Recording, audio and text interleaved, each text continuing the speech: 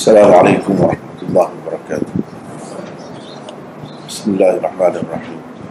Alhamdulillahirrahmanirrahim. Wassalatu wassalamu ala sayyidina Muhammad wa ala alihi wa ashabihi wa man tabi'ahum bi ihsanin ila yaumiddin. Allahumma 'allimna ma jahilna wa fakkirna ma nasina wa yassir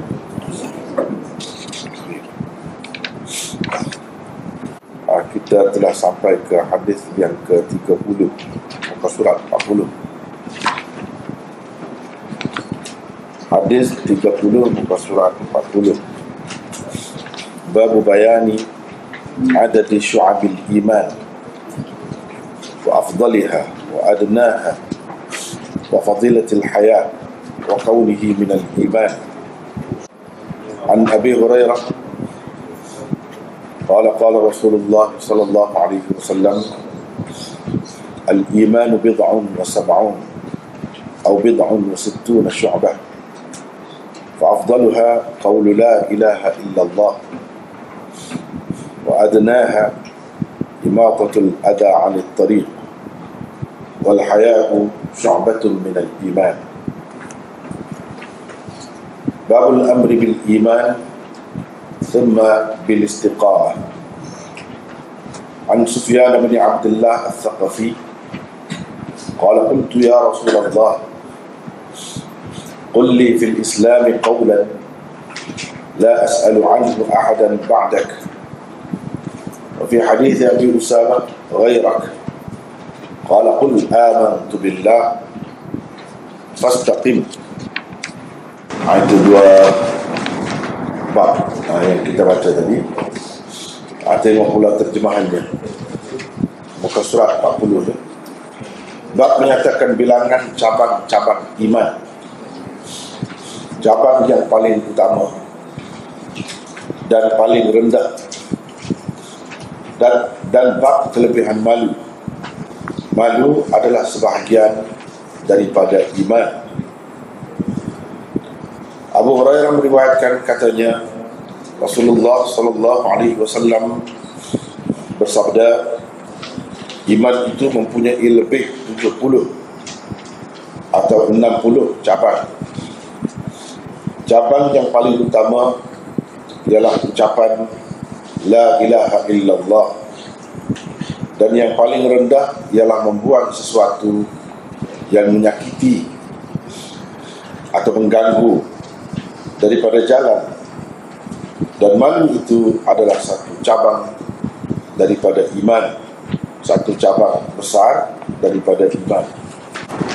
Bab perintah supaya beriman, kemudian beristiqamah. Sufyan bin Abdullah Al-Thaqafi meriwayatkan, katanya,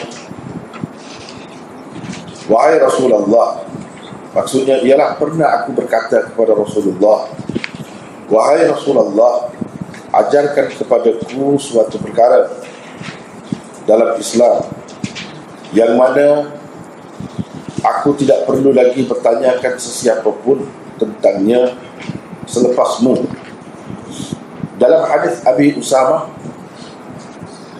pula disebutkan selainmu, maknanya yang mana aku tidak perlu lagi bertanyakan sesiapa pun tentangnya selainmu, gitu.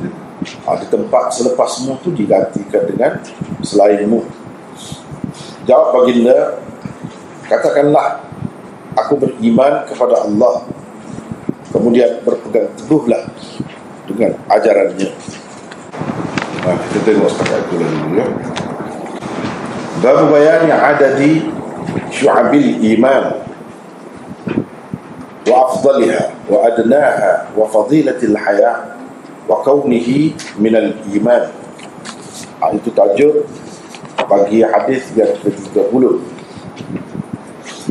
yang diriwayatkan oleh Muslim dengan sanadnya daripada Abi Hurairah. Tajuk bab ini yang seperti ini terdapat dalam nota 137. Beginilah tajuk bab yang terdapat di dalam syarah An-Nawawi, Qadhi Iyad, dan kebanyakan nuskhah matan Sahih Muslim. Al-Ethiopi juga memakai tajuk yang sama. Tajuk yang dibuat As-Sanusi di sini ialah Babul Haya minal Iman. Bab malu adalah sebahagian daripada iman. Al-Ubbi membuat tajuk untuknya begini: Bab Ahadithil Haya, bab hadis-hadis tentang malu. Al-Qurtubi pula membuat tajuk begini: Al-Iman Syu'ab wal Haya'u Syu'batun minha. Iman itu banyak cabang-cabangnya. Malu adalah satu cabang besar daripadanya. Itu tajuk bagi hadis ini. Hadis di bawah bab ini seperti kita lihat itu hanya satu sahaja. Tapi ini perlu ingat, satu ni mengambil kira mukhtasar Sahih Muslim, iaitu ringkasan Sahih Muslim. Adapun kalau yang asal itu dia bukan satu, banyak lagi. Dalam bentuk mutaba'at dan syawahid, Imam Muslim kemukakan. Tapi di sini dia pilih satu saja. Itu perkara utama perlu kita tahu. Sebab itu kita tengok tadi kan, dalam tajuk setengah-setengah tu bab hadis-hadis tentang malu, hadis-hadis. Tadi kan saya baca tajuk, setengahnya buat tajuk gini, setengahnya buat tajuk gini kan. Misalnya Al-Ubbi membuat tajuk untuknya Bab Ahadithil Haya, bab hadis-hadis tentang malu. Hadis-hadis, sedangkan ini satu hadis saja. Jadi hadis-hadis mengambil kira yang lain-lain lagi yang sebenarnya ada dalam Sahih Muslim yang asal ataupun yang lengkap. Yang ini hanya mukhtasar Sahih Muslim. Sebab walaupun banyak pun lebih kurang saja isi dia, lebih kurang saja isi. Kalau kita tengok tajuk ni lebih ramai pakai begini. Imam Nawawi juga buat tajuk begini. Qadhi Iyad yang buat syarah Muslim terlebih dahulu daripada Imam Nawawi, dan Imam Nawawi banyak merujuk kepadanya, juga membuat tajuk ini. Kalau kita nak kata Imam Nawawi ikut Qadhi Iyad pun ya, boleh jadi munasabah juga, masuk akal lah. Sebab Qadhi Iyad dia dahulu lagi daripada Imam Nawawi dalam membuat syarah Imam Nawawi ini. Beliau banyak merujuk pada Qadhi Iyad. Salah satu rujuk utamanya ialah syarah Muslim oleh Qadhi Iyad. Kemudian syarah Muslim terkini Al-Ethiopi itu pun tajuk yang sama. Kira-kiranya agak menarik lah, dan agak lengkap tajuk. Soal kenapa kau berbeza-beza tajuk ni? Ini kalau tujuannya saya tuliskan tajuk ni, orang ni buat begini, orang ni buat begini, sebab dia memang berbeza-beza. Tajuk mengikut syarah masing-masing itu berbeza-beza. Tapi macam kita tengok tadi, 3 daripadanya sama. Macam inilah. Walau bagaimanapun kalau tengok yang lain-lain lagi, dia ada berbeza. Kenapa berbeza? Kerana asalnya Imam Muslim tak buat tajuk. Itu perlu ingat. Perlu ingat. Kita yang belajar Sahih Muslim perlu ingat bahawa tajuk dalam Sahih Muslim ni sama ada dalam yang lengkap, syarah yang lengkap ataupun yang ringkas, itu bukan yang dibuat oleh Imam Muslim sendiri. Imam Muslim sama ada tidak sempat membuat tajuk itu kerana meninggal dunia terlebih dahulu, atau beliau sengaja meninggalkan tajuk, tak buat tajuk, supaya orang-orang kemudian meletakkan tajuk-tajuk yang sesuai dengan hadis-hadis yang telah disusun. Oleh bagaimanapun kalau kita perhatikan hadis-hadis yang dikemukakan oleh Muslim itu memang tersusun dengan baik, sehingga kita boleh kata ini 2-3 hadis ni masuk dalam satu kelompok ni sesuai dengan tajuk ni. Kemudian beberapa hadis yang lain pula sesuai dengan tajuk yang lain pula. Cuma tajuk saja tak ada. tajuk saja tak ada. Dia sebenarnya soal tajuk ni dalam kitab-kitab hadis sangat penting. Sebenarnya bukan kitab-kitab hadis saja, kitab-kitab lain pun sama juga. Tajuk itu sangat penting. Kepada kita yang belajar secara talaki, kita panggil secara dari kulit ke kulit, dan bincang tiap-tiap satu yang tersebut di dalam sesuatu kitab itu, dia bincang benda-benda ini. Dia bincang kenapa tajuk ini, kenapa begini. Jadi kalau kita perhatikan, sebenarnya pengarang-pengarang kitab-kitab hadis yang utama itu, mereka ada maksud tersendiri. Masing-masing ada maksudnya sendiri. Masing-masing cuba nak membawa sesuatu yang baru, dan cuba melengkapkan hadis-hadis yang telah sedia ada. Itu perlu kita sedari. Terutamanya kalau kita mengingatkan Imam Muslim ini sebagai murid utama kepada Imam Bukhari, maka Imam Bukhari dalam kitabnya memang tajuk tu dia buat jelas. Tajuk dia buat sendiri. Orang-orang yang sudah belajar Sahih Bukhari, kira-kiranya mereka sudah biasa dengan tajuk-tajuk yang sesuai dengan hadis-hadis. Itu mereka sudah biasa, sudah belajar banyak untuk nak buat tajuk ni bagaimana sesuai dengan hadis. Itu mereka pelajari daripada Sahih Bukhari. Dan Sahih Bukhari di dalam sistem pengajian hadis dipelajari terlebih dahulu sebenarnya daripada Sahih Muslim, mengikut tertibnya. Kalau kita nak mengikut tertib kitab-kitab hadis itu nak belajar sebagaimana yang diajarkan di negara-negara masing lagi, ada sistem pengajian hadis yang khusus itu, yang sistematik itu. Kita dapati Bukhari dipelajari lebih dahulu daripada Muslim. Sebabnya Bukhari mengandungi kitab hadis-hadis yang tinggi syaratnya. Sahihnya berada pada tahap yang paling tinggi. Tapi beliau tidak banyak mengemukakan hadis di bawah satu tajuk. Dia satu saja hadis, dua, banyak begitu ya. Dia tak banyak. Tapi adalah tempat-tempat tu banyak juga sikit. Nak banding dengan Muslim, jauh lebih banyak Muslim. Ini macam kita tengok satu di bawah tajuk, ini yang ringkas. Kalau yang asal banyak. Jadi Imam Bukhari sekadar nak mengajar kepada kita bagaimana nak buat tajuk. Kalau ada hadis-hadis, kita boleh keluarkan tajuk bagaimana untuk hadis ini. Maknanya daripada apa pengajaran yang kita dapat ambil daripada hadis itu. Pengajaran itu nak kita letakkan di dalam di dalam tajuk itu, bagaimana caranya.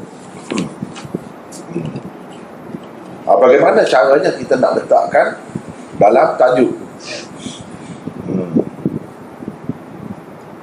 Itu cara dia ajar kita begitu. Tapi hadis yang diberikan hanya satu saja. Satu. Jadi Imam Muslim cuba nak melengkapkan, menyempurnakan lagi maksud Bukhari, gurunya, iaitu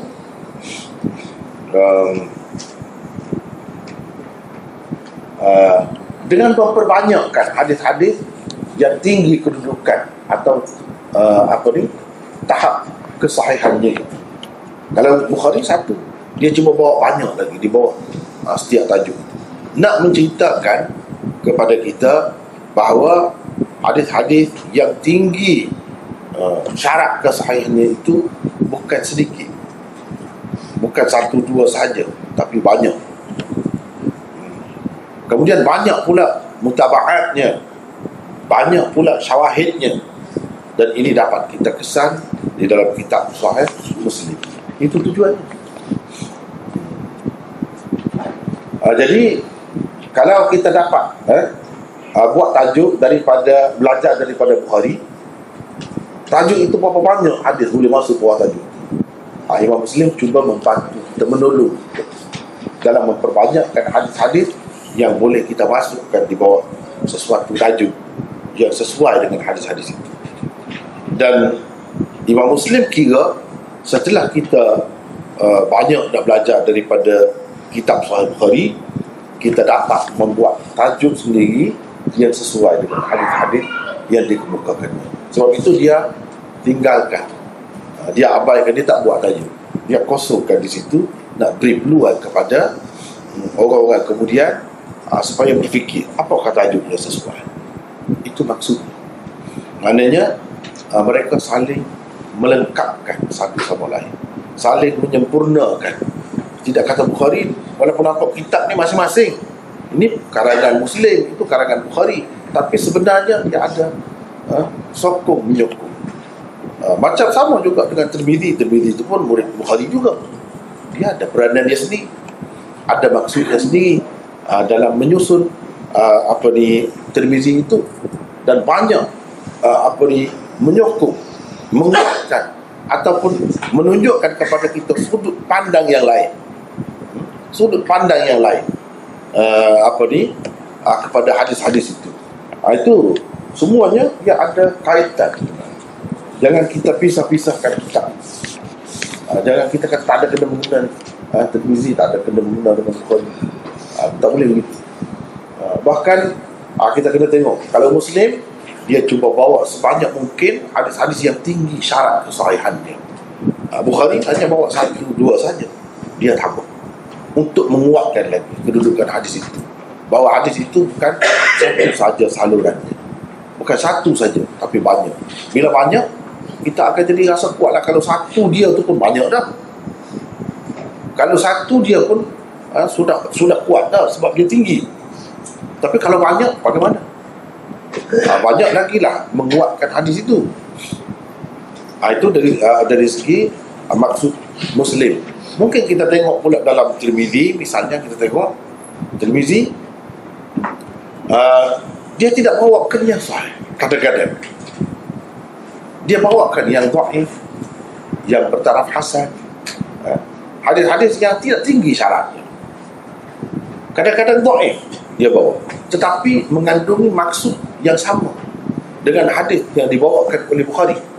Dia nak menceritakan bahawa hadis-hadis yang sama maknanya itu bukan setara kedudukannya.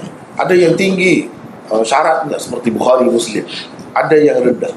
Jadi kita perlu ketahui semua tu, hatta yang dhaif sekalipun, kerana ia boleh menguatkan, ia boleh menguatkan lagi kedudukan hadis yang telah dikemukakan oleh Bukhari. Misalnya dalam hubungan Bukhari, Muslim dan Tirmizi, dia boleh menguatkan. Dan selain itu, kita dapat mengenali perawi-perawi yang kurang kuat, yang tidak menepati syarat Bukhari dan Muslim. Di mana kita nak dapat itu? Dalam Tirmizi. Jadi semua ada kaitan. Sebab itulah kitab-kitab ini baru kita dapat faedah yang sebaik mungkin apabila kita pelajari semua kitab-kitab. Apabila kita belajar semua, barulah kita dapat kemahiran yang tinggi dalam ilmu hadis. Bila semuanya kita belajar. Dan Tirmizi mengajarkan kepada kita peringkat permulaan, di mana tajuk-tajuk dia begitu mudah, ringkas, selapis saja, tidak banyak lapis. Itu Tirmizi. Berbeza dengan Bukhari, ini tinggi. Jadi sesuai dengan keadaan Tirmizi itu, kalau dari segi susunan atau tertib pengajiannya dalam sukatannya, dia belajar dahulu, lebih dahulu lagi. Yang mula-mula sepatutnya kena ringan lah, tidak berat, dan cuba dia perkenalkan perawi-perawi macam-macam tu, supaya kita boleh tahu ini perawi ni macam mana, apa kedudukannya, boleh beza perawi sahih, perawi dhaif, dia bincangkan. Apabila sampai kepada Bukhari, dia bawa perawi-perawi yang tinggi saja. Di mana kita nak kenal perawi-perawi yang rendah ataupun bermasalah itu dalam Bukhari? Tak adalah, sebab syarat dia kena tinggi. Dia tak boleh bawa dah perawi-perawi yang rendah. Jadi kita tidak akan mahir dalam ilmu rijal kalau belajar Bukhari saja. Begitu juga belajar Muslim saja. Benda ni akan kita dapat apabila kita belajar Tirmidzi misalnya. Itu faedahnya. Kaitan di antara kitab-kitab ni, dia bukan sesuatu yang terpisah, bukan. Jangan kita lihat begitu. Kena lihat sesuatu yang bersepadu, yang saling menyokong dan menguatkan satu sama lain. Itulah bab menyatakan bilangan cabang-cabang iman. Berapa bilangan? Kalau kita tengok dalam hadis ini, al-iman bid'un wa sab'un atau bid'un wa sittun. Iman itu mempunyai lebih 70 atau lebih 60 cabang. Itu dari segi bilangan. Kenapa dibuat tajuk menyatakan bilangan cabang-cabang iman? Sebab dalam hadis itu ada sebut bilangan. Wa afdaliha, dan cabang iman yang paling afdal. Di dalam hadis itu ada fa afdaluha qaulu la ilaha illallah. Di situ tajuk tu ambil daripada bahagian itu. Itu cara kita nak faham tajuk. Macam mana dia ambil benda ni, daripada perkataan mana, daripada bahagian mana. Kita kena itu analisa lah. Cabang yang paling utama dalam hadis fa afdaluha qaulu la ilaha illallah. Cabang yang paling utama ialah ucapan la ilaha illallah. Wa adnaha, dan cabang yang paling rendah, paling bawah, paling rendah, paling remeh kita kata, tapi cabang juga. Wa adnaha, itu dalam hadis wa adnaha imatatul adha 'anil tariq. Itu diambil di situ. Dan yang paling rendah ialah membuang sesuatu yang menyakiti daripada jalan. Dan bab kelebihan malu. Dalam hadis ini juga dia ada menyebutkan tentang malu. Malu itu adalah satu sifat yang utama, satu sifat yang lebih, yang terpuji. Kelebihan malu. Kenapa dia lebih? Sebab dia adalah cabang besar daripada iman. Iman itu sesuatu yang paling bernilai, sesuatu yang paling berharga. Tiba-tiba malu ini adalah satu cabang besar daripada iman. Ini menunjukkan kelebihan sifat malu itu sendiri. Dan sifat malu itu malu adalah sebahagian daripada iman. Sebahagian daripada iman. Ini diambil daripada wal haya'u syu'batun minal iman.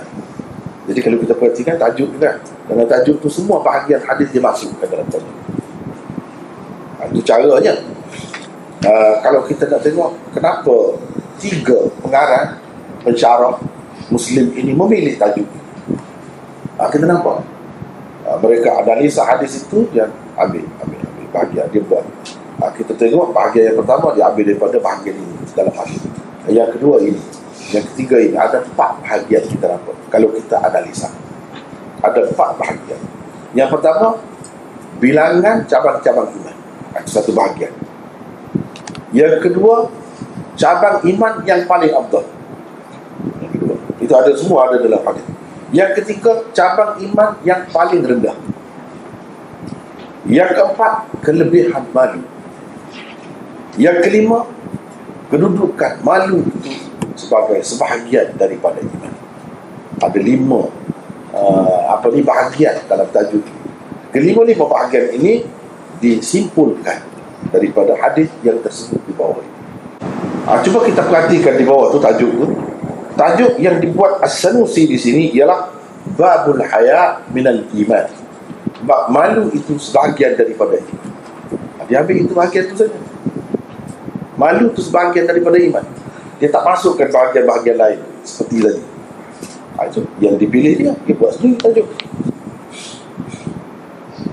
Kemudian Al-Ubbi membuat tajuk begini, babu ahadithil haya. Ini bab hadis-hadis tentang malu. Jadi hadis-hadis tentang malu dikumpulkan di bawah ini dengan syaratnya yang tinggi. Syarat kesahihannya yang tinggi diletakkan di bawah ini. Dan Al-Qurtubi buat tajuk, iman itu ada banyak cabangnya, syu'ab, dan malu adalah satu cabang besar daripada iman. Jadi tajuk yang dibuat. Kita tengoklah tu masing-masing menggunakan kepakaran, kebijaksanaannya dalam membuat tajuk. Baiklah, kita tengok hadisnya. Hadis ini diriwayatkan oleh Abu Hurairah. Katanya Rasulullah SAW bersabda, iman itu mempunyai lebih 70 atau 60 cabang. Iman itu mempunyai lebih 70 lebih. Atau ini dipanggil, kalau atau begini dalam hadis ini biasanya untuk menyatakan syak perawi. Salah seorang perawi yang tidak disebut di sini dalam kitab asal itu nak sampai kepada Abu Hurairah itu ramailah perawi-perawi ini. Salah seorang daripada perawinya syak, sama ada yang disebut oleh Abu Hurairah sebagai sabda Rasulullah SAW itu lebih 70 atau lebih 60, antara dua dia syak. Tapi kalau syak ni tidak memberi apa-apa kekurangan kepada hadis ni. Sebab kalau kita tengok dalam Muslim sendiri yang lengkap tu, tidak ada pula sebut riwayat-riwayat yang tidak ada syak, iaitu lebih 70. Lebih 70. Kalau kata 60 cabang pun boleh juga. Mana sebut yang kurang sedikit, tidak menafikan yang lebih, disebutkan yang lebih lagi itu boleh jadi yang lebih itu disebutkan kemudian. Macam-macam lah pendapat ulama di sini. Jadi berdasarkan beberapa hadis, dia ada berbeza-beza tentang pecahan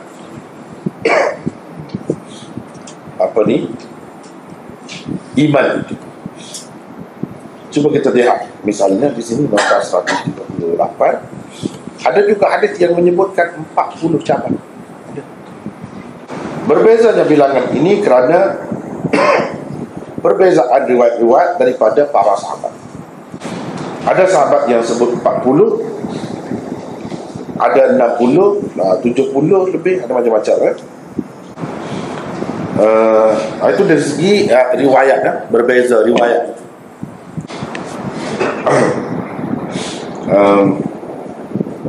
Sesetengah ulama pula mengatakan pernyataan bilangan 60 atau 70 ini adalah untuk menyatakan betapa banyaknya cabang iman itu.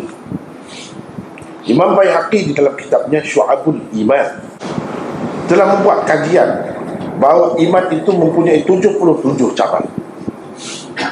Qadhi Iyad pula setelah mencampurkan amalan-amalan yang dikira dan dikaitkan sebagai iman di dalam Al-Quran dan hadis, mengatakan ia mempunyai 79 cabang.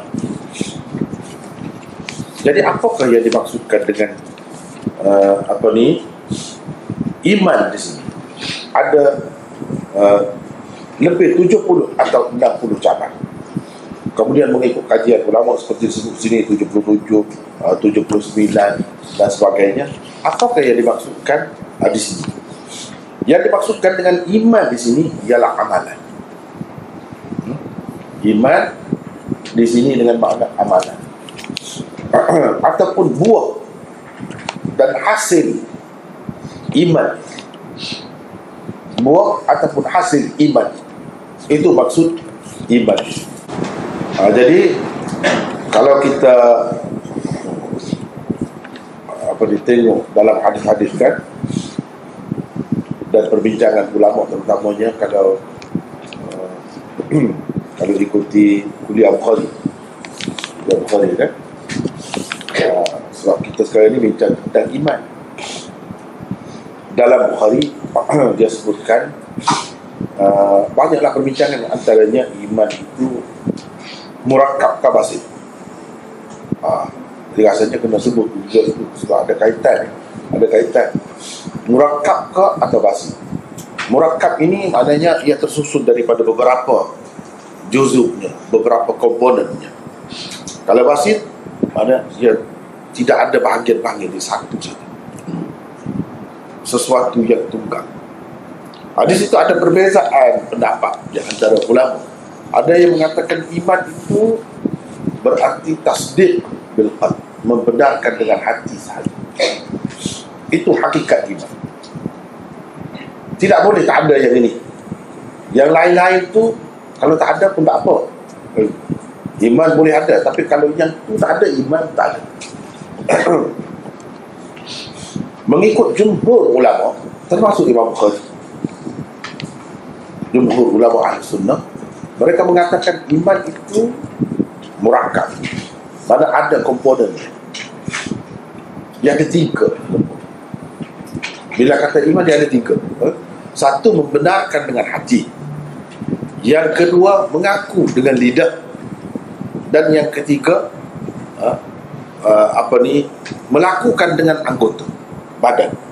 Itu tiga komponen utama. Jadi maknanya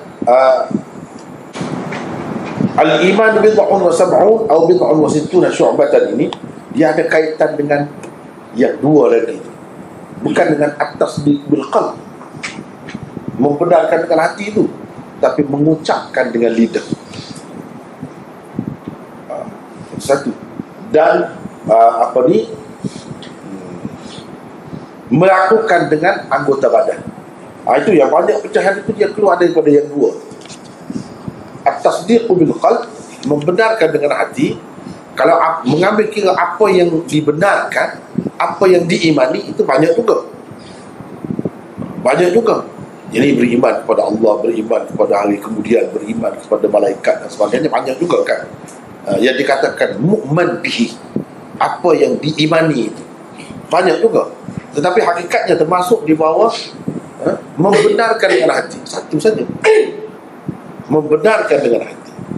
Tapi mengucapkan dengan lidah banyak, termasuk dalam amalan.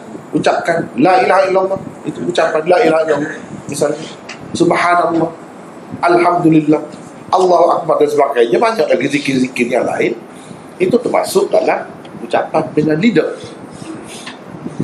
Apa yang diucapkan itu menjadi bukti kepada apa yang dibenarkan oleh hati. Dia menjadi bukti, menjadi hasil kepada apa yang dibenarkan oleh hati kita. Itu dia kaitannya tu. Kemudian kalau kita kata melakukan dengan anggota badan, macam kita sembahyang, itu melibatkan anggota badan. Ia juga menjadi bukti atau membenarkan apa yang dibenarkan oleh hati kita, apa yang dipercayai oleh hati kita. Dia bukti kepada apa yang diimani oleh kita. Jadi itu merupakan perbuatan, tingkah laku kita, puasa dan sebagainya, pergi haji, itu semua melibatkan anggota badan. Jadi ini juga termasuk dalam iman, dalam hakikat iman itu. Cuma hakikat itu adalah hakikat penyempurna ke, atau hakikat yang macam mana? Itu panjanglah perbincangan. Dan saya telah sebutkan di dalam Nota Bukhari, Kitabul Iman. Panjanglah ceritanya. Jadi kalau kita tengok hadis ini, nampaklah yang dimaksudkan dengan iman itu murakkab, maknanya tersusun daripada banyak komponen, banyak bahagian, juzuk-juzuknya, itu jelas ada. Nabi SAW sendiri sebut, misalnya iman itu banyak cabangnya, antaranya menghilangkan sesuatu yang menyakiti daripada jalan. Itu tidak perbuatan, itu pun dikatakan iman juga. Maknanya iman itu benar, termasuk dalam iman itu perbuatan kita dengan anggota badan, termasuk dalam iman. Sebab apa? Di sini dalam hadis kita sebut sebahagian daripada iman. Kemudian perasaan malu apa itu pun sebahagian daripada iman juga. Jadi punya banyak bahagian iman. Bila banyak ada bahagian iman itu, ini menunjukkan iman itu murakkab. Iman itu murakkab. Ada perbuatan hati, misalnya malu, perasaan malu itu perbuatan hati. Ada perbuatan anggota badan, pada kita buat sampah, kita buat apa-apalah, paku dan sebagainya, daripada jalan orang, takut kena orang, itu betul-betul merupakan perbuatan anggota badan kita. Itu disebutkan sebagai iman. Jadi iman di sini banyak, luas. Ia merangkumi apa yang dibenarkan oleh hati, pada apa yang dipercayai oleh seseorang mukmin itu. Percaya kepada Allah, percaya kepada Rasul, percaya kepada kitab dan sebagainya. Termasuk juga ia juga merangkumi ucapan la ilaha illallah, ucapan subhanallah dan sebagainya. Dan ia juga mencakupi perbuatan anggota badan manusia. Jadi benarlah apa yang disimpulkan oleh ulama-ulama kita, jumhur ulama ahli sunnah, bahawa iman itu ada 3 komponen. Benarlah. Misalnya dalam hadis ini disebut, cumanya komponen ini yang asas, yang ini tidak asas, tapi yang ini sebagai penyempurna saja. Itu ada beza lah. Misalnya kalau kita tak buat sampah daripada jalan, tak beriman langsung, tak masuk syurga kan? Langsung, walaupun dia sudah buat benda lain, cuma yang itu saja dia malas, masuk syurga juga kan? Mukmin juga. Cuma kalau buat itu tidak akan jadi lebih sempurna. Jadi maknanya ada beberapa perbuatan yang menyempurnakan iman. Ia bukan membentuk hakikat iman, itu bukan. Hakikat iman sudah ada, cuma menyempurnakan. Macam kita kata, kalau lampu sudah ada, pelita, lampu sudah ada cahaya, sudah ada, cuma cahaya itu tidak sempurna, tak kuat. Bila kita besarkan lampu itu, kita cerahkan lagi, jadi semakin sempurna. Nak sempurna itu dengan benda tambahan, itu sebagai penyempurna. Macam-macam amalan yang disebutkan. Tetapi hakikat iman ialah membenarkan dengan hati. Jadi iman di sini maksudnya ialah amalan. Banyak sekali dalam Quran, kalau kita belajar Bukhari terutamanya, itu menarik. Kitab iman dia disebut iman ini, amalan pun termasuk dalam iman. Ucapan-ucapan yang baik itu termasuk dalam iman juga. Dia banyak buktinya, ayat-ayat Quran. Antaranya, wa ma kana Allahu liyudhi'a imanakum. Semua ulama tafsir, ulama hadis kata, apa makna iman di sini? Tidaklah Allah akan mensia-siakan iman kamu. Apa makna iman kamu? Yakni sembahyang kamu. Iman di situ dengan makna salat. Wa ma kana Allahu liyudhi'a imanakum, yakni salawatikum, sembahyang kamu. Atau salatakum, sembahyang kamu. Tidak akan mensia-siakan. Sebab apa? Sebab ayat itu kalau kita tengok siyak dan sibaknya, mana ayat-ayat yang berkaitan sebelumnya dan selepasnya, ia berkaitan dengan sembahyang, berkaitan dengan orang Islam yang bersembahyang dengan menghadap kiblat Baitul Maqdis di suatu ketika dahulu. Lepas tu dimansuhkan itu dan menghadap kiblat kepada Masjidil Haram, Baitullah. Jadi ada juga timbul kemusyrikan di kalangan pengikut-pengikut Islam pada masa itu, dan ditambah pula oleh keraguan-keraguan yang ditimbulkan oleh orang-orang Yahudi, orang-orang kafir, dan juga syaitan-syaitan, bisikan syaitan di dalam jiwa orang mukmin. Bagaimana dengan sembahyang orang dahulu, yang dahulu? Jadi ada kesia-sia sembahyang menghadap kepada Baitul Maqdis. Macam-macam lah bisikan syaitan, macam-macam ada. Dia kata, kalau macam tu tak sempurna, bagaimana dengan yang mati sebelum menghadap kepada Baitullah ni pula? Apakah sia-sia sembahyang dia? Itu Allah SWT sebut dalam ayat tadi, Allah tidak sia-siakan. Zahirnya disebut iman kamu, tapi maksudnya bukan iman, sembahyang kamu. Sebab yang dibincangkan di situ berkenaan dengan sembahyang. Daripada situlah ulama mengatakan ada kalanya iman disebut perkataan iman, tapi maksudnya amalan. Sama juga dengan di sini. Iman itu 60 atau 70 lebih pecahannya. Salah satunya buang sesuatu yang menyakiti atau mengganggu di jalan orang mukmin atau di jalan manusia umumnya. Itu pun termasuk dalam iman. Itu tidak perbuatan. tidak amalan.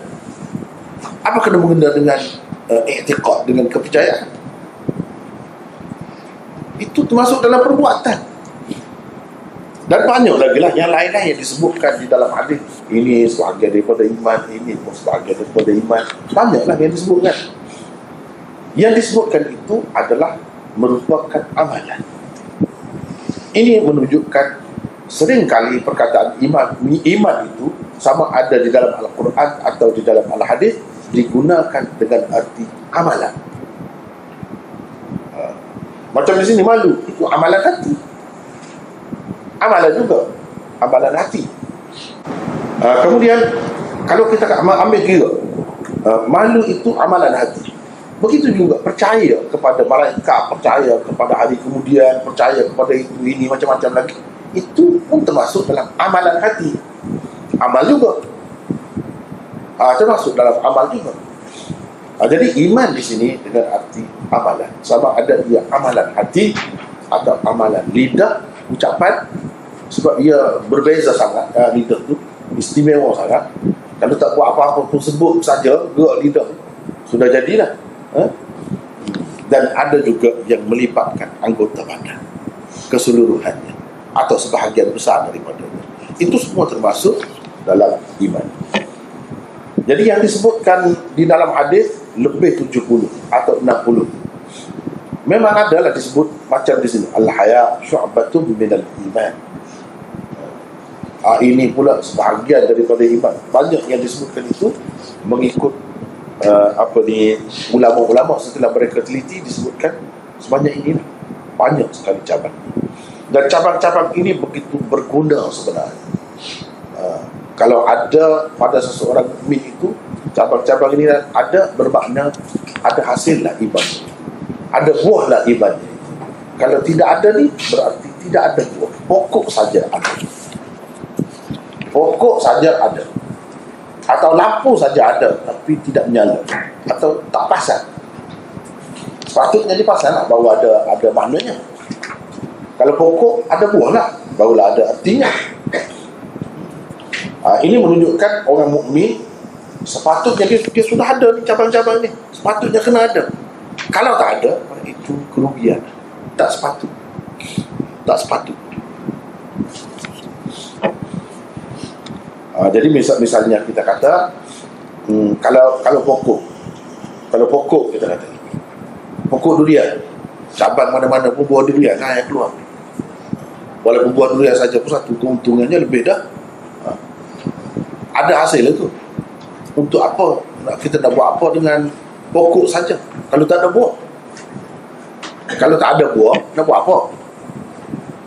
Sama juga pokok, tapi kita ada pula pokok rambutan, pokok itu, pokok ini kan ada. Semua itu melengkapkan. Kita nak hasil dia. Kalau tidak nak buah, nak kayu dia, macam kayu balak tu, pokok yang besar-besar tu. Apa faedah dia?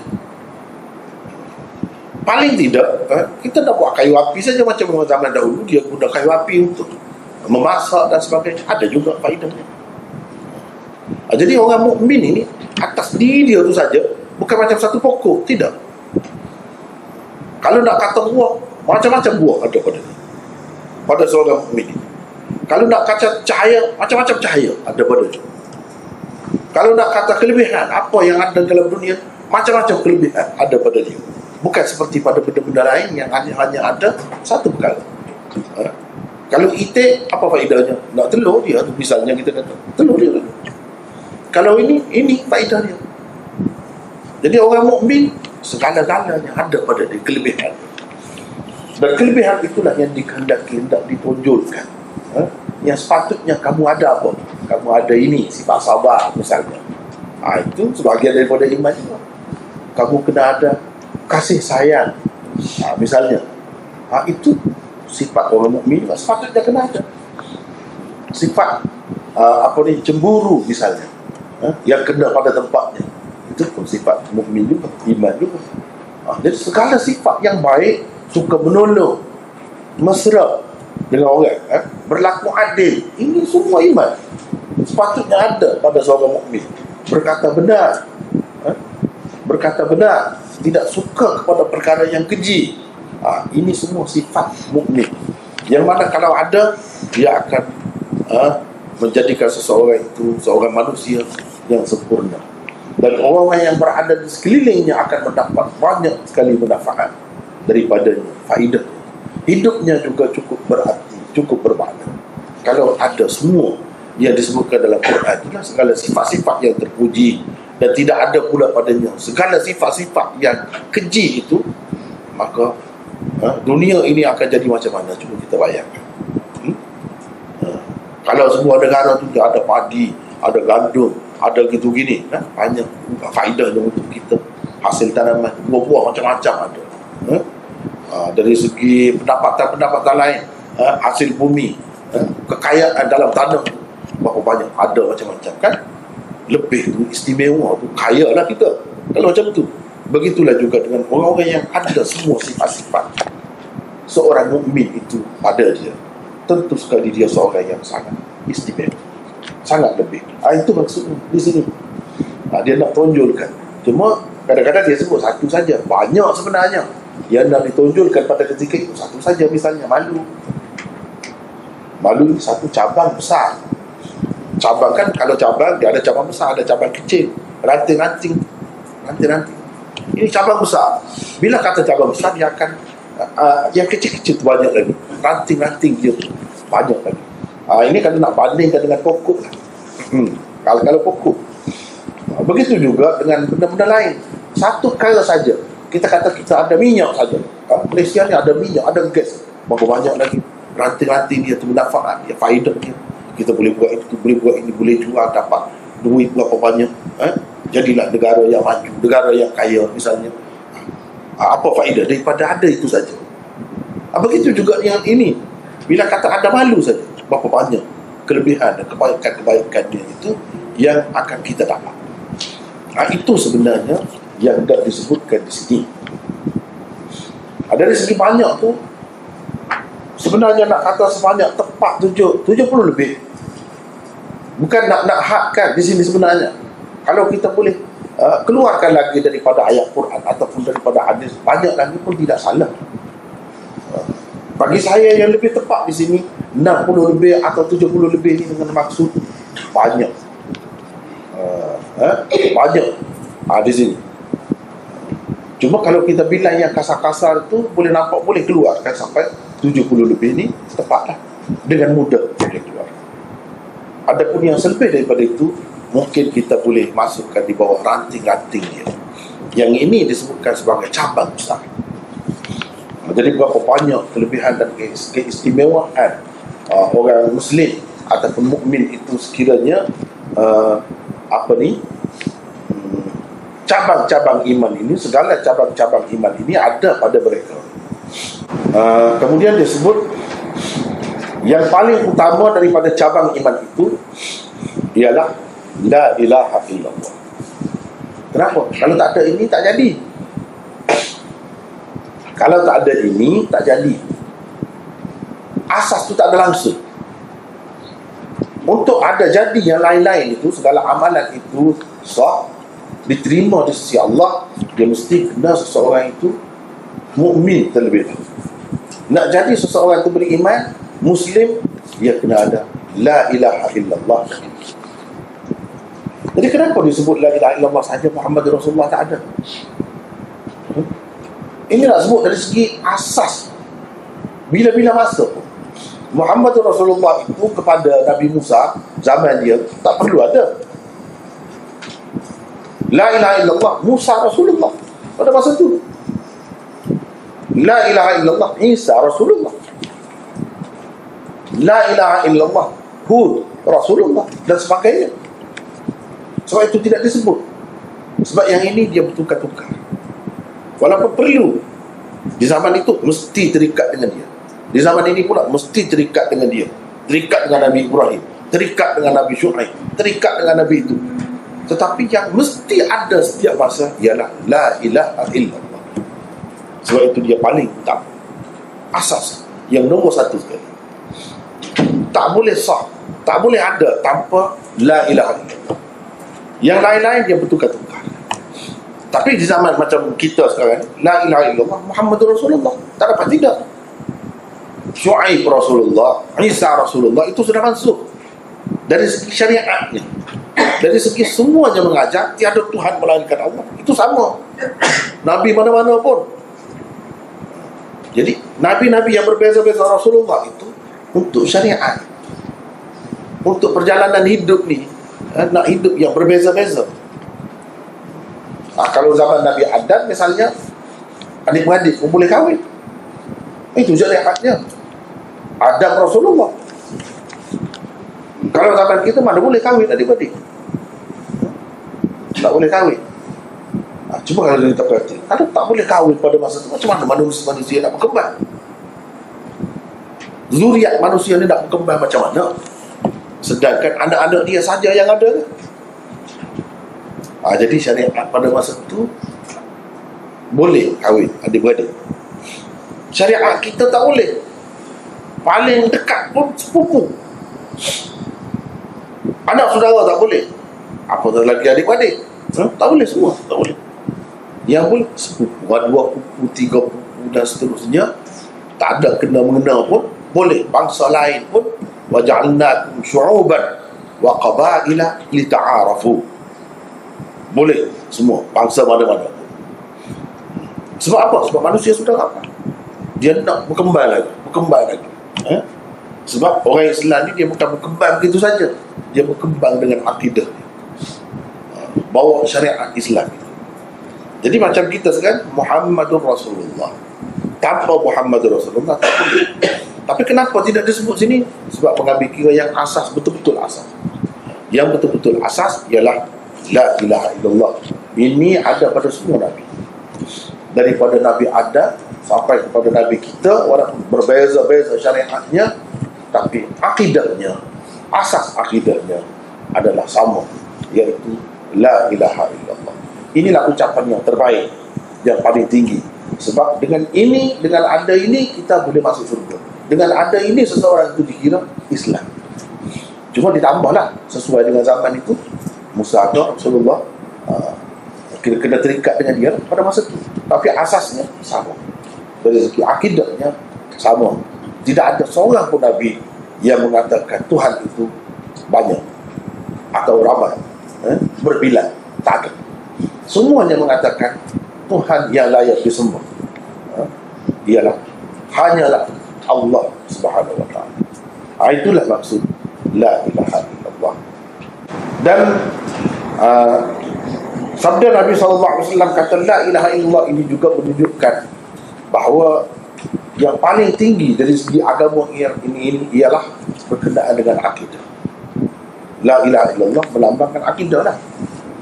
Itu yang lebih paling utama, yang tak siapa pun mesti terikat dengan itu. Adapun yang perbuatan yang zahir ini, amalan yang biasa, dia tak mesti. Misalnya sebab imatatul adha 'anil tariq, membuang sesuatu yang menyakiti dari jalan orang, ini amalan. Ini dikatakan paling rendah. Padahal tak pasti lagi. Kalau tak buang pun tak pasti lagi orang akan bahaya. Tak kat mana sangat bahaya tu. Nak bersih saja misalnya, nak sedap mata memandang, sekadar itu saja pun kalau ada niat yang baik, dapat ada pahala tu. Tapi itu tidak besar. Itu yang paling rendah, yang kecil-kecil. Tapi itu masuk, ada kaitan dengan iman juga. Ada kaitan dengan iman juga. Walaupun ia hanya sekadar perhiasan, sekadar penyempurna saja, tetapi ia tetap penting. Ibarat kalau dalam tubuh kita ada roh, itu sesuatu yang tak dapat tidak kena ada barulah jadi. Macam la ilaha illallah lah, roh tu kena ada itu barulah jadi. Kalau tak ada, tahu nak sembahyang pun tak boleh, nak apa pun malu, tak ada semua, tak ada semua. Begitu juga kalau nak buang sampah ataupun perkara-perkara yang mengganggu dari jalan, tak ada semua. Kalau tak ada, ada roh dulu. Itu yang asas. Kalau tidak bukanlah, tidak ditaklifkan manusia apabila tidak ada itu roh. Kemudian Dari segi jantung memang perlu. Perlu. Tapi kalau dengan kemajuan sekarang ni mungkin boleh tukar. Boleh tukar. Walaupun kita kata ia perlu sangat. Hampir-hampir tak boleh hidup lah manusia kalau tak ada itu. Mungkin suatu hari nanti boleh tak ada jantung, tukar dengan benda lain. Jantung palsu misalnya, kita boleh hidup lagi. Yang nombor satu sekali, nyawa, ruh. Yang lain-lain itu penting, memang penting, tapi tidak sepenting itu. Jadi kalau kita tangan, sebahagian daripada kita, kalau tak ada tangan tak boleh hidup. Boleh hidup, tak boleh buat kerja, boleh banyak lagi benda boleh buat, tapi tak sempurna. Banyak kekurangannya, banyak perkara lain yang tak boleh buat, yang besar-besar.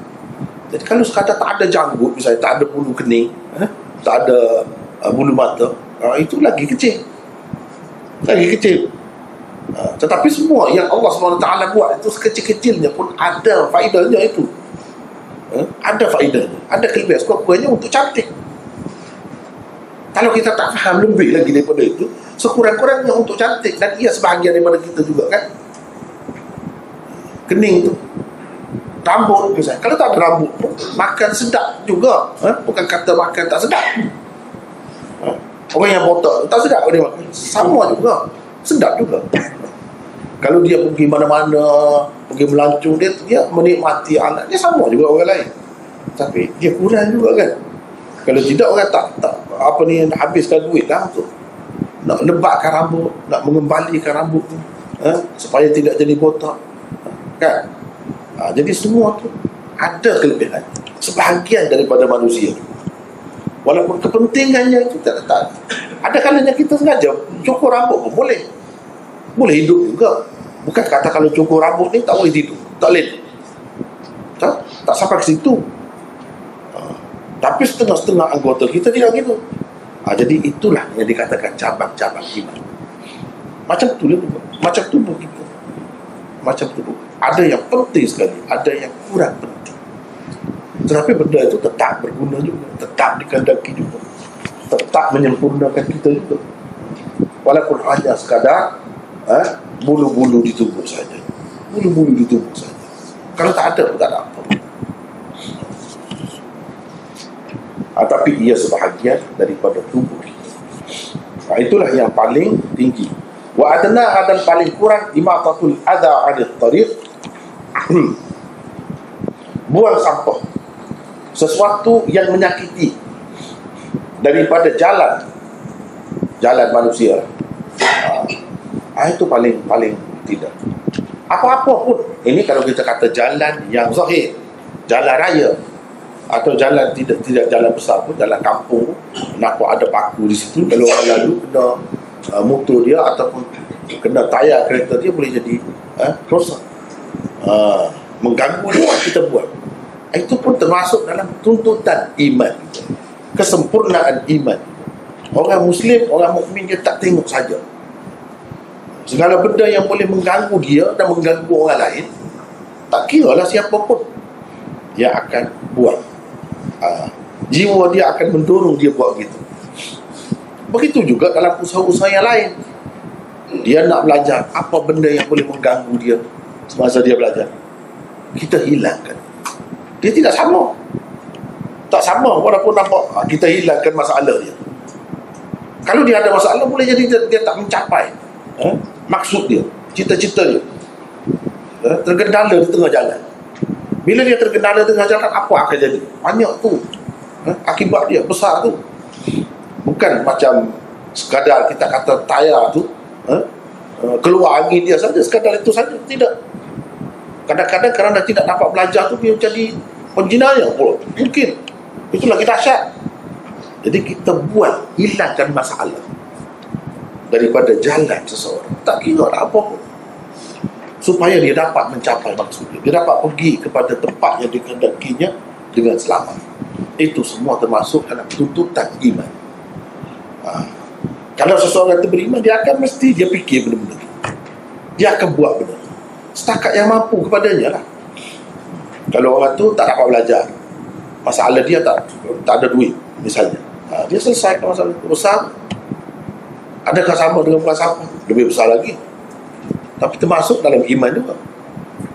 Jadi bila kata seseorang itu beriman, dia akan, pikiran dia, jiwa dia akan jadi begitu. Dia tidak nak ada sesuatu yang mengganggu sesiapa,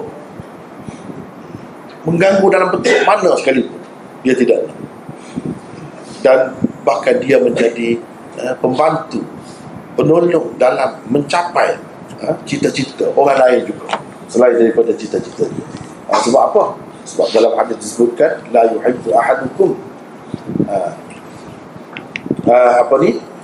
dalam hadis itu, hatta yuhibba li akhi ma yuhibbu li nafsi. Kan misalnya hadis itu yang masyhur itu, tidak beriman seseorang kamu selagi dia tidak suka untuk saudaranya apa yang dia suka untuk diri. Apa yang dia suka untuk dirinya. Setengah-setengah orang dia terjemah, selagi dia tidak kasih kepada orang lain seperti kasih kepada dirinya. Bukan gitu, kan? Tak tepat itu. Selagi dia tidak suka orang lain mendapat seperti yang dia dapat, itu maksudnya. Kalau dia tidak suka rugi, dia tak suka juga saudara dia rugi. Kalau dia tidak suka dia terdedah kepada bahaya, dia tidak suka juga saudara dia terdedah kepada bahaya. Kalau dia tidak suka menghadapi kegagalan, dia tak suka juga saudara dia gagal. Begitulah maksudnya. Itu termasuk dalam sifat orang mukmin. Itulah yang dimaksudkan di sini. Dan seterusnya disebutkan, yang tak ditekankan disebut di sini. Kalau kita baca kitab Syu'abul Iman, Imam Baihaqi lagilah, jelas kan dia sebut banyak berdasarkan hadis. Benda ni sabar termasuk dalam iman, ini termasuk dalam iman, ini termasuk dalam iman. Banyaklah. Ini satu saja kita sebut. Malu itu satu cabang besar daripada iman. Jadi malu macam mana? Malu kan kita tahu semua orang ada sifat itu, malu tu. Tetapi malu yang dikehendaki di sini,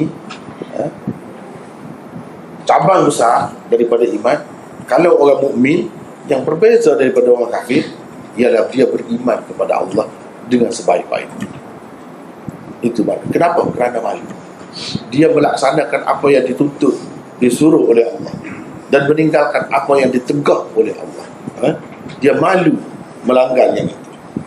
Itu maknanya yang pertama sekali. Kepada Allah. Kepada manusia tu ia juga, tapi itu yang bawah-bawah. Sebab dia cabang besar, ranting-rantingnya ni banyak. Yang besarnya kepada Allah.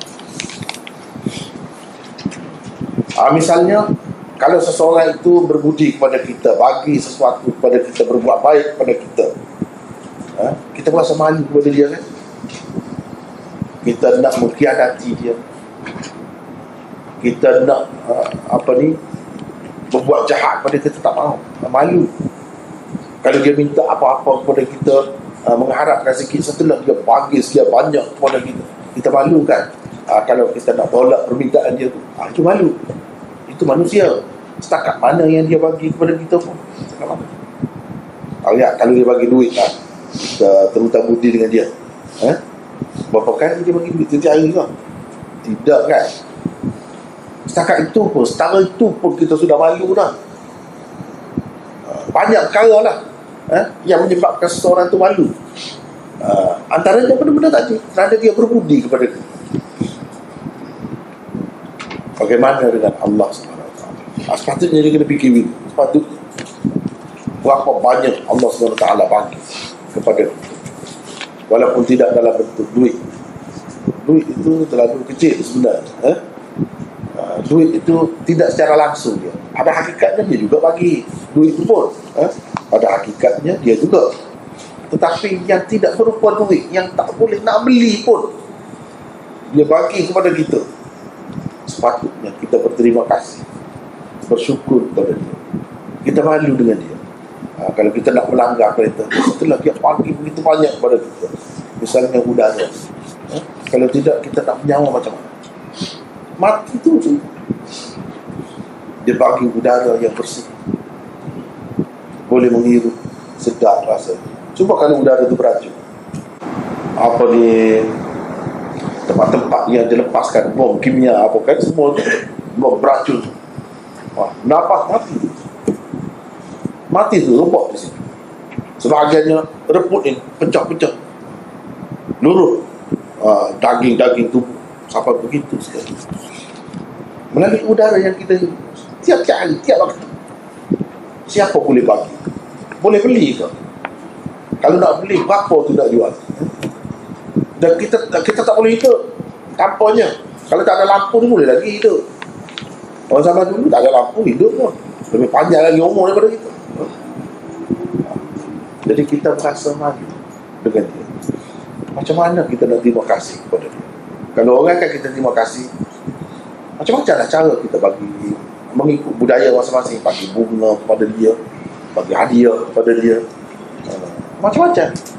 Itu mengikut budaya manusia masing-masing. Tapi kepada Allah kita nak macam mana? Nak terima kasih. Dia sendiri yang ajar kepada kita, kena buat begini, kena buat begini. Kalau serahkan kepada manusia, bingung dia nak buat macam mana, tak tahu. Itulah sebab lahirnya agama macam-macam. Yang ni buat gini, yang ni buat gini. Sebenarnya nak menyatakan terima kasih itu cara masing-masing. Cara masing-masing. Cara tu kadang-kadang tak kena. Itulah yang berlaku dalam dunia ni. Tak kena dengan cara menyiksa diri lah, macam-macam. Kononnya untuk terima kasih kepada Tuhan. Jadi sebaik-baik cara berterima kasih yang kita tengok dalam agama-agama yang ada ni, agama Islam yang paling baik. Sebab dia ajar kita bersembahyang. Kalau kita ingat sembahyang tu terima kasih kepada Allah, rasanya tidak berat. Tidak berat. Cuba ingat berapa banyak dia bagi. Semakin kita perlu kepada benda tu, semakin tidak berharga duit. Tak perlu guna duit. Air misalnya, di mana-mana ada. Padahal benda tu perlu sangat. Kalau tak ada susah, mati. Tapi lambat sikit lah nak banding dengan nafas tu, udara tu. Jadi semua ni dibekalkan oleh Allah SWT. Bagaimana nak terima kasih? Terima kasih dengan sembahyang misalnya. Dan kita rasa malu kalau tak buat itu. Sebab apa? Setelah dia bagi sekian banyak, macam tu dia suruh pun kita tak mahu. Dia ajar kita tu. Memang manusia semula jadi dia. Kalau orang buat baik pada dia, dia nak balas. Dia nak terima kasih. Macam mana cara nak terima kasih kepada Allah? Sembahyang tu. Begitu juga yang dia larang, dia tak bagi. Kita tak buat lah. Sebab apa? Sebab kita malu dengan dia. Dia telah banyak bagi kepada kita. Sesuatu yang tidak pernah diberi oleh sesiapa pun. Oleh sesiapa pun. Bukan dalam kemampuan manusia pun nak bagi macam tu. Misalnya dia bagi akal. Kalau dia nak bagi gila, boleh. Yang jadi gila tu apa bezanya dengan kita? Dia pun orang juga. Tuhan pilih kita tidak gila. Besar tu artinya. Biarlah kalau bodoh sikit pun, kalau lembab sikit pun, tapi ada akal kan. Itu kalau tidak, apa bezanya dengan binatang? Apa beza? Besar nikmat tu. Jadi kita tak malu ke kita nak langgar apa yang dia langgar? Kalau kita fikirkan manusia lah, seorang yang buat baik pada kita, dia tak suka kita buat benda ni, adakah kita nak langgar? Tidak, itu manusia. Takkan mana sangat dia bagi kepada kita. Itu maksud malu kepada Allah. Dan luas lagi lah perbincangannya, luas. Rasulullah SAW, kita malu kepada Rasulullah macam mana?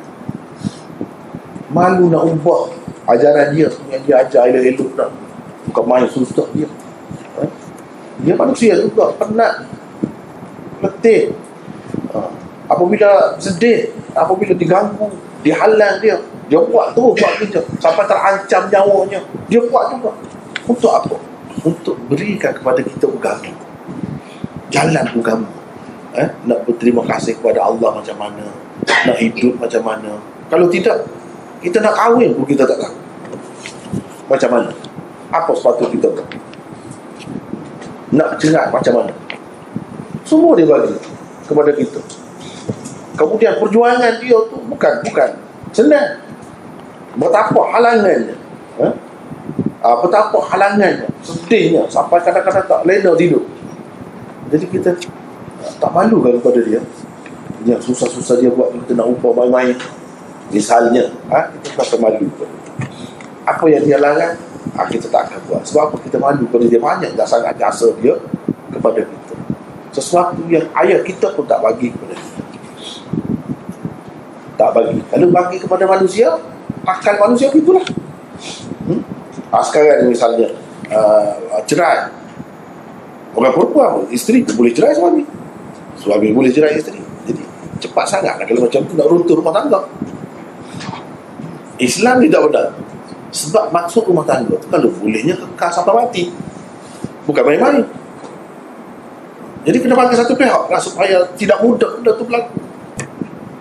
Ni kalau dua-dua bagi, mudah. Tu kalau serahkan kepada akal manusia, dia akan buat begitu. Baru adil dia kata. Perempuan pun boleh cerai, lelaki pun boleh cerai. Siapa nak menentukan mana lebih baik? Bila kita kaji dia, barulah kita tahu yang ni lebih baik. Tak terima kasih kalau kita kepada dia. Dialah ajar kepada kita begini, caranya begini, caranya kalau nak cerai begini, begini, nak didik anaknya begini, begini cara. Dia yang ajar. Sesuatu yang tidak diberikan oleh mana-mana guru pun kepada kita, tak berterima kasih kepada dia, tak malu kepada dia. Itulah benda. Begitulah seterusnya yang lain-lain. Kehidupan seseorang manusia ni macam-macam. Kalau sebab itu dalam hadis ni dia sebut malu itu dalam apa sudut sekalipun, kalau kita tetap baik. Banyak sangat hadis lah tentang malu saja. Cuma dalam Muslim ni dia ringkas. Di sini terutamanya kita Mukhtasar Muslim ni memang ringkas lah. Jadi misalnya cuba kita tengok, ini mungkin tidak ada pada semua orang. Ada setengah-setengah orang yang pemimpin tu kadang-kadang kenapa dia sungguh-sungguh sampai mati, kadang-kadang tu dia hukum mati. Dia nak apa? Kadang-kadang kita tengok orang politik, yang politik betul-betul lah, yang baik lah, yang macam-macam juga politik ni kan, yang asasnya semua tu ada kebaikannya. Untuk apa? Dia nak tengok bangsa dia, umat dia, rakyat dia ni berjaya. Dia malu kalau rakyat dia ni dipandang hina seperti orang lain. Cuba tengok, dia malu. Tengok, dia ada masa malu tu, dia bersungguh-sungguh tu. Dia nak melepaskan rakyat dia daripada cengkaman kemiskinan. Cuma tengok orang miskin macam mana jadinya. Atau pergi luar negara, pergi nak cari rezeki, kemudian disekat, macam-macam dah berlaku tu, manipulasi di tengah-tengah jalan tu, macam-macam. Kesian.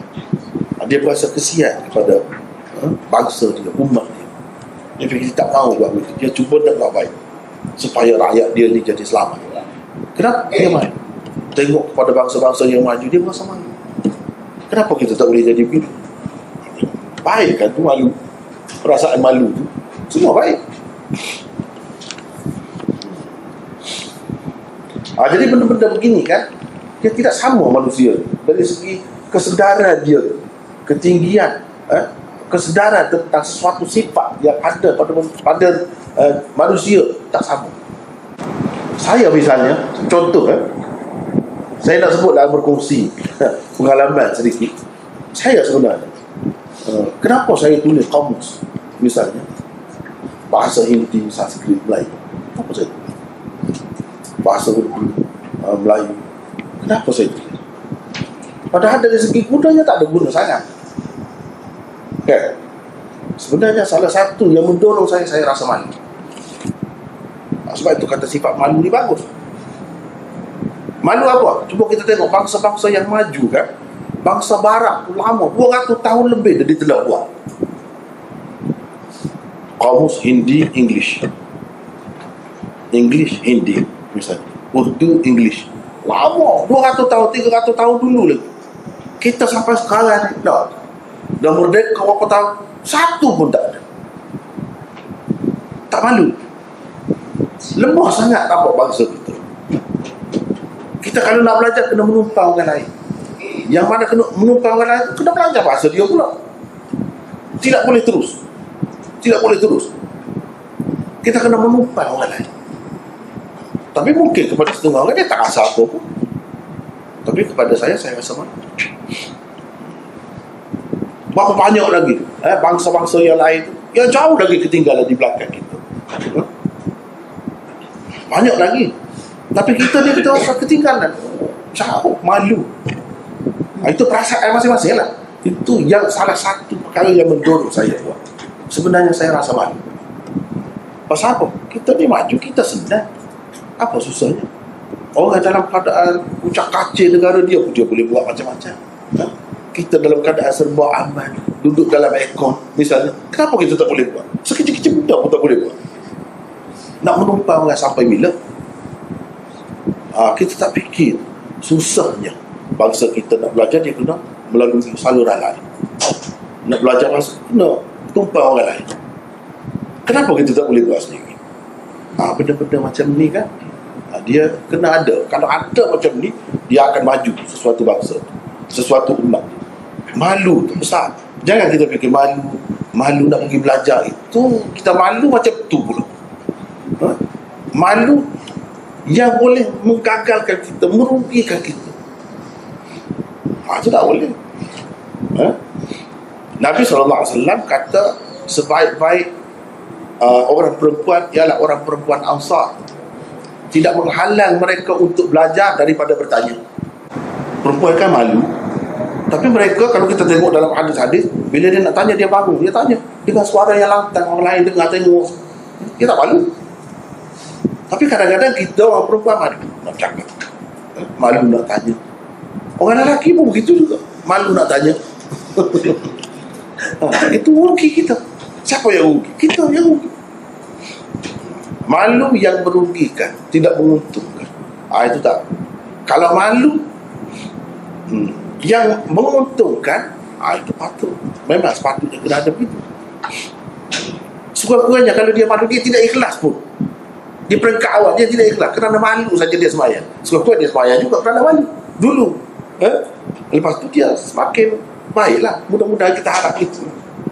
Mula-mula kerana malu tu ada baiknya juga. Walaupun tidak nak kita buat kerana malu, kerana manusia, itu memang tidak dikehendaki begitu. Tetapi itulah mungkin salah satu cara untuk mendekatkan dia kepada ulama. Dia kena ada benda-benda macam tu. Begitu juga dengan yang lain-lain, banyak lagi. Malu yang membawa kerugian itu tak boleh, bukan sebahagian daripada ini.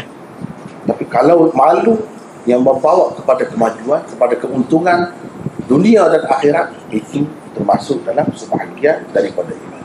Itulah secara ringkas. Ini bab perintah supaya beriman, kemudian beristiqamah. Rasanya kita setakat itu dan kita sepakat. Ya.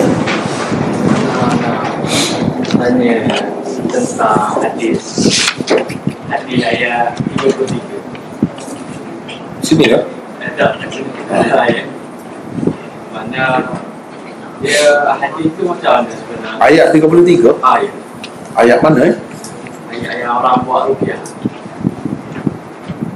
Ya, rupiah. Ya. Hadis tu kira status dia macam mana? Dengan nak kira dia macam mana? Ru'iyah yang macam mana tu? Yang Fatihah tu sebab Allah. Kena tengok dulu hadis itu. Kalau boleh bawa. Itu ya. Dia ada sebut ke dalam kitab mana, kemudian sanad dia, kalau boleh kena tengok itu. Kalau secara umum terlalu umum sangat kan. Sebab ruqyah ni, ruqyah atau ru'yah untuk jampi tu kan. Jampi kan. Dia ada yang sahih, ada yang tidak sahih. Kena tengok. Assalamualaikum warahmatullahi. Saya nak tanya, kalau untuk tis'ah, yang folder yang dalam handphone, yang untuk tis'ah, dengan yang dalam kitab, cetakan apa yang sama dengan yang untuk tis'ah ni punya nombor? Kadang-kadang nombor dia lain-lain. Nombor-nombor yang dalam untuk tis'ah yang dalam handphone lah, dengan yang cetakan dalam CD kitab ke tu? Dengan kitab. Kadang-kadang nombor hadis tu berbeza-beza. Kenapa berbeza-beza? Tak apa. Ni ada beberapa soalan yang saya baca. Kena baca. Ya, tadi saya tak berapa jelas. Mungkin kitab ke maksudnya? Kitab. Macam dalam saya tengok dalam terjemahan Victory Agency dengan yang dalam kitab Sahih Bukhari yang Arabnya berbeza-beza. Oh iya, iya. Macam begini, salah satu sebabnya mungkin yang satu adalah bilangan dia tu berdasarkan yang lengkap. Misalnya Muslim, ini kan Muslim kalau 1, 2 dia berbeza ni, sebab ini yang ringkas, yang lengkapnya berbeza. Itu sebab, antara sebab lah. Mungkin begitu. Mungkin juga dari segi perbezaan pengiraan itu. Dari segi yang ni dia kira termasuk dalam itu. Itu berbeza. Tapi kalau yang satu kitab yang lengkap dan yang ringkas macam ni, jelas akan ada perbezaan. Jelas akan ada perbezaan. Setengah-setengahnya mengambil kira misalnya hadis-hadis yang tersebut dalam tajuk bab, itu dia kira sebagai hadis yang berasingan. Setengah-setengah tak kira itu, dia kira yang musnad saja. Itu menyebabkan jadi berbeza. Jadi banyak sebab lah, kita kena tengok lah. Untuk sesuatu kitab tu mungkin berbeza daripada kitab yang lain. Ada beberapa soalan di sini. Antaranya, cara manakah yang lebih baik untuk perempuan? Adakah dihabiskan puasa sunat Syawal dahulu, kemudian puasa ganti, atau kedua sekaligus, atau puasa ganti dahulu baru puasa sunat Syawal? Jika sempat memadamkan puasa ganti adalah puasa wajib. Terima kasih. Semuanya boleh ya. Nak buat mana-mana dulu pun boleh, nak buat sama pun, dua sekaligus pun boleh. Mana yang lebih baik? Boleh. Lebih kurang saja. Sebab kalau kita nak kata terus puasa Syawal, 6 Syawal itu tidak juga. Sebab dalam hadis, berapa banyak hadis yang menyebutkan summa atba'at bisittin min Syawal. Kemudian di mana selagi tak habis bulan Syawal tu boleh lah. Tak mesti segera. Jadi kita boleh gabungkan kedua-duanya pun boleh. Tapi kena niat yang lebih besar lah. Niat yang lebih besar itu sebagai yang lebih utama ya. Seterusnya, dalam kitab apakah yang Imam Bukhari ada meriwayatkan hadis-hadis yang dhaif? Adakah Al-Adabul Mufrad? Dia bukan Al-Adabul Mufrad saja, banyak lagi kitab-kitab dia yang lain. Banyak juga yang dhaif misalnya At-Tarikhul Kabir misalnya. Itu bergantung kepada sanad. Kalau bagaimanapun dia ada sebut sanadnya, kita dapat pastikan mana yang dhaif, mana tidak dhaif. Seterusnya, kenapa nikah mut'ah dibenarkan sebelum perang Khaybar? Hadis oleh Ali, dan tidak dibolehkan selepas dari itu. Ya, macam-macam pendapat ulama tentang perkara ini. Setengah-setengahnya mereka mengatakan inilah proses macam Arab, macam Arab semasa di Mekah belum lagi. Kemudian selepas itu baru diharamkan. Begitu juga dengan mut'ah, di suatu ketika dahulu tidak diharamkan, kemudiannya diharamkan. Jadi kita kena pakai yang kemudian, iaitu yang diharamkan. Artinya yang kalau kita katakan dibolehkan dahulu, itu sudah masuk lah. Yang masuk tak boleh pakai. Kita kena tengok yang terkemudian. Yang terkemudian jelas. Misalnya dalam Haji Wada tahun yang ke-10, Nabi SAW mengisytiharkan pengharaman. Jadi atas dasar itu yang terakhir, atas dasar itu keharusannya, kalau kita terima kata harus, dia sudah masuk lah. Itu satu jawapannya. Bagi saya sendiri, saya tidak mengatakan mut'ah dalam konsep seperti yang difaham oleh Syiah itu pernah diharuskan dalam Islam. Tak pernah diharuskan. Sebab apa? Sebab kalau kita perhati dalam surah Al-Mu'minun dan lain-lain lagi yang diturunkan di Mekah, di situ pun tidak dibenarkan mut'ah ni. Cuma itu amalan orang jahiliah. Jadi setengah-setengah sahabat tu dia ingat benda ni diharuskan sebab tidak ada larangan. Padahal tidak ada larangan, tidak semestinya menunjukkan Islam itu menghalalkan. Jadi dia riwayatkan berdasarkan apa yang dia faham. Dia kata dihalalkan. Padahal yang tidak ada sebenarnya. Kalau nak kata halal, mesti kena ada dalil. Mana dalil?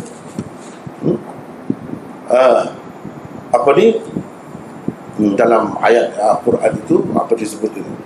Walladzina hum li furujihim hafizun illa ala azwajihim aw ma malakat aymanuhum fa innahum ghairu malumin. Misalnya dalam ayat itu. Orang-orang yang menjaga kemaluan mereka kecuali terhadap isteri-isteri mereka, pada mereka tidak melakukan hubungan seks lah dengan perempuan, kalau perempuan dengan lelaki, kecuali dengan isteri-isteri, kalau perempuan dengan suami, ataupun hamba-hamba yang dimiliki mereka.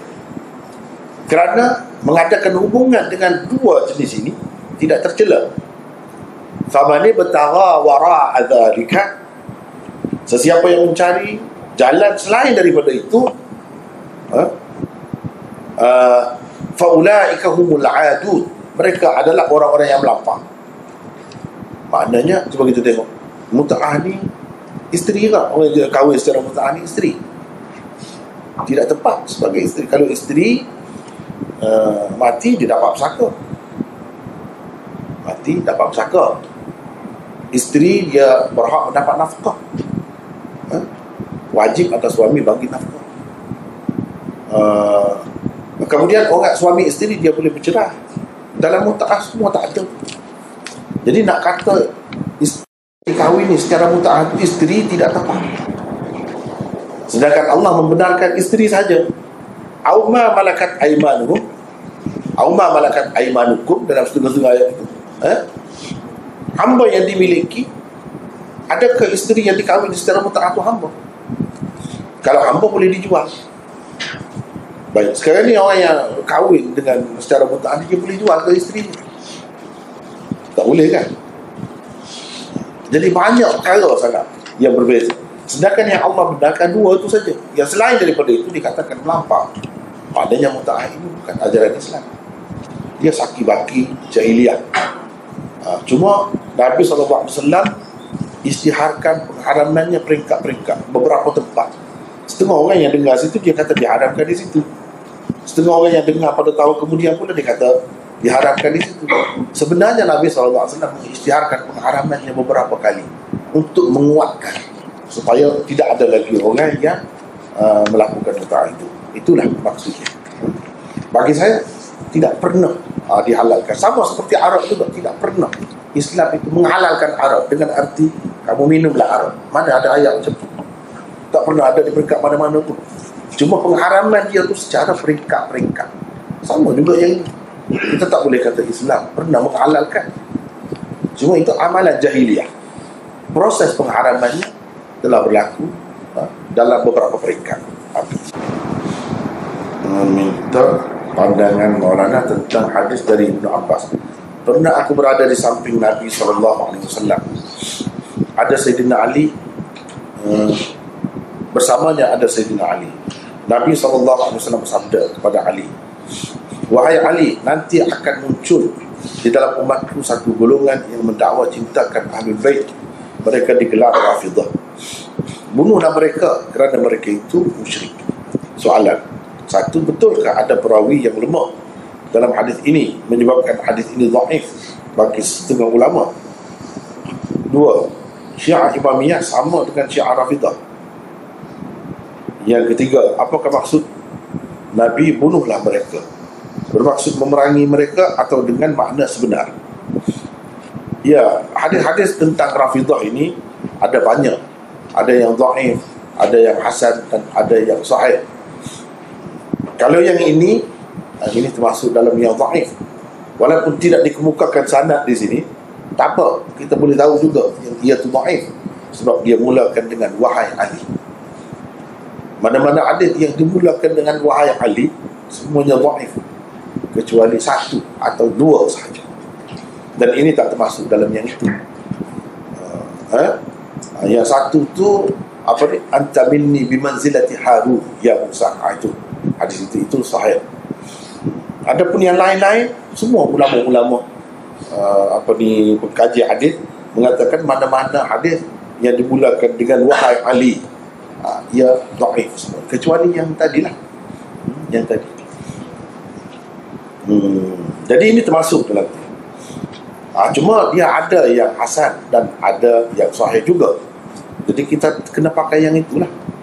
Selain daripada adanya riwayat-riwayat yang lebih kuat, kita kena tengok juga dari segi kenyataan semasa.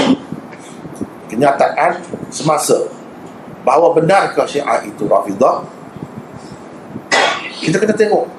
Kepada saya lah, yang tengok kitab-kitab dia sendiri, benda ni diterima oleh mereka sendiri. Jadi ini menyokong lagi hadis-hadis. Kalau ini lemah sikit, katakanlah, dia bukan lemah semua je, ada yang kuat, dia menguatkan lagi hadis-hadis ini dengan sebab ada benda-benda macam itu. Sebab misalnya dalam usul kafi, dalam Rawdah Kafi disebutkan mereka berbangga dengan nama Rafidah. Mereka mendakwa mereka lah Rafidah. Jadi memang tepat dengan hadis ini.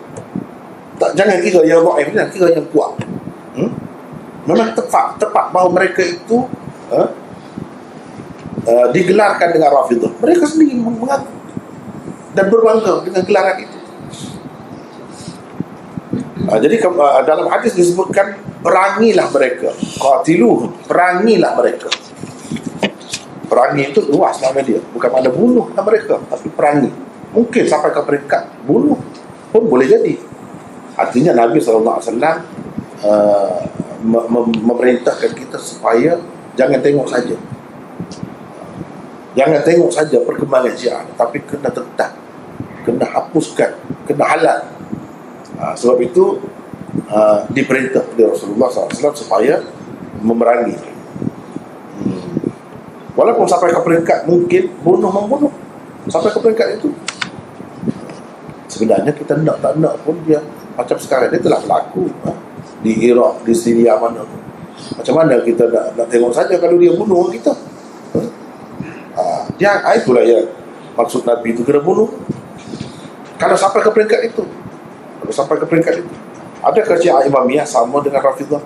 Ya, Syiah Imamiyah itulah yang mengaku Rafidah tu. Dia sendirilah yang mengaku dalam kitab dia sendiri, bukan kita tuduh. Jadi kalau kita tengok hadis ini, tepatlah Rasulullah SAW tu sudah sebut dah tentang Rafidah. Ini salah satu mukjizat Nabi lah. Padahal pada masa itu tak wujud lagi, tapi dia sudah sebut. Seperti mana dia sebut golongan anti hadis misalnya, itu kelebihan dia, dibimbing oleh Allah SWT. Ayat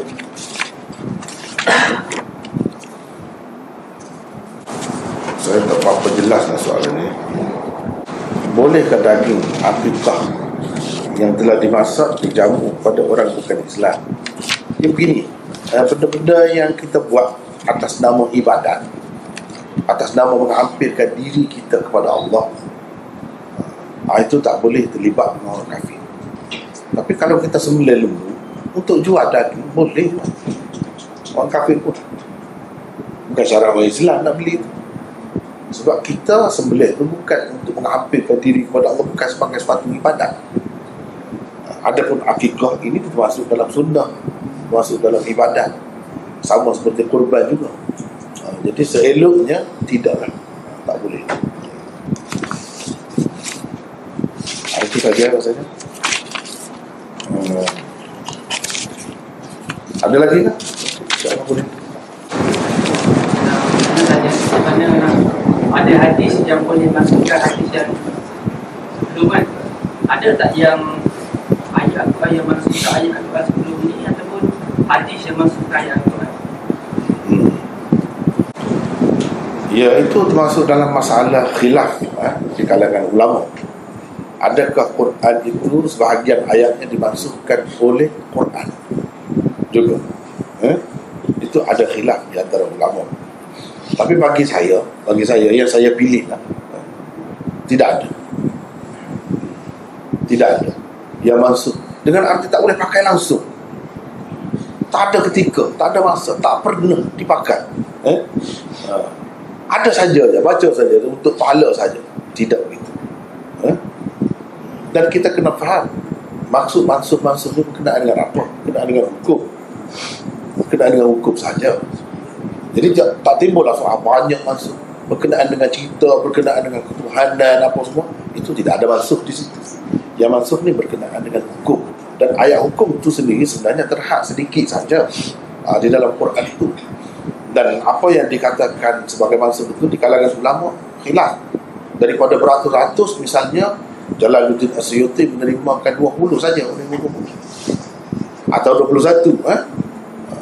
Kemudian Syekh Waliullah di dalam itu Asyuti dalam kitab Al-Itqan dia sebut 21. Yang maksud Syekh Waliullah dalam kitabnya Al-Fawzul Kabir Usul Tafsir dia kata 5 saja yang maksud.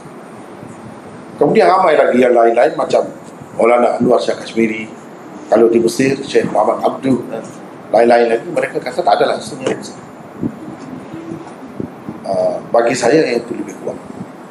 Tapi kalau hadis mansukh ada. Sama ada Quran ke atau hadis ke yang memansukhkan hadis, itu ada, memang ada. Kemudian Quran nak mansukhkan hadis, tak boleh. Itu termasuk dalam masalah usul juga. Sebab hadis ni kebanyakan yang ahad, dia tidak boleh memasukkan Quran yang mutawatir. Itu dari segi kaidah usul. Itu lebih hukum. Pendapat itu yang lebih hukum. Ya kalau untuk kita panggil dalam istilah usulnya mentaksiskan, itu boleh. Adalah mentaksiskan. Itu tidak bermakna memasukkan. Mentaksiskan itu maksudnya ayat Quran yang umum kita ikatkan dia dengan keadaan-keadaan tertentu. Itu boleh berlaku. Misalnya anak mendapat pusaka daripada ibu bapa. Itu dalam Quran ada disebut. Umum tu. Adakah ayat itu dimasukkan? Tidak masuk. Cuma ada disebutkan. La yarithul kafirul muslim. Wala yarithul qatilul maqtul. Orang kafir tidak boleh menerima pusaka daripada orang Islam. Orang yang membunuh tidak boleh menerima pusaka daripada yang kena bunuh. Apa maksudnya? Begini, kalau ayah itu Islam, anak kafir. Padahal dalam ayat tadi dia kata anak, dia tak sebut anak Islam ke kafir ke macam mana, dia tak sebut kan? Hadis ini mengkhususkan anak itu dengan yang bukan kafir. Yang Islam bolehlah terima pusaka, tapi kalau kafir tak boleh. Itu peranan hadis tu. Sama juga kalau anak bunuh ayah. Misalnya dia nak pusaka, dia nak cepat, dia bunuh ayah. Jadi dengan sebab dia bunuh, dia tidak berhak dapat pusaka. Padahal dalam Quran dia sebut secara umum anak, dia tak sebut kata kalau yang bunuh tak dapat, dia tak sebut. Hadis mengkhususkan makna Quran ada, memansukhkan itu tak ada. Kalau ada pun pendapat itu tidak kuat. Yang seeloknya dia kena sama taraf baru boleh memansukhkan. Kalau hadis memansukhkan hadis itu banyak. Kalau tak ada kita setakat itu.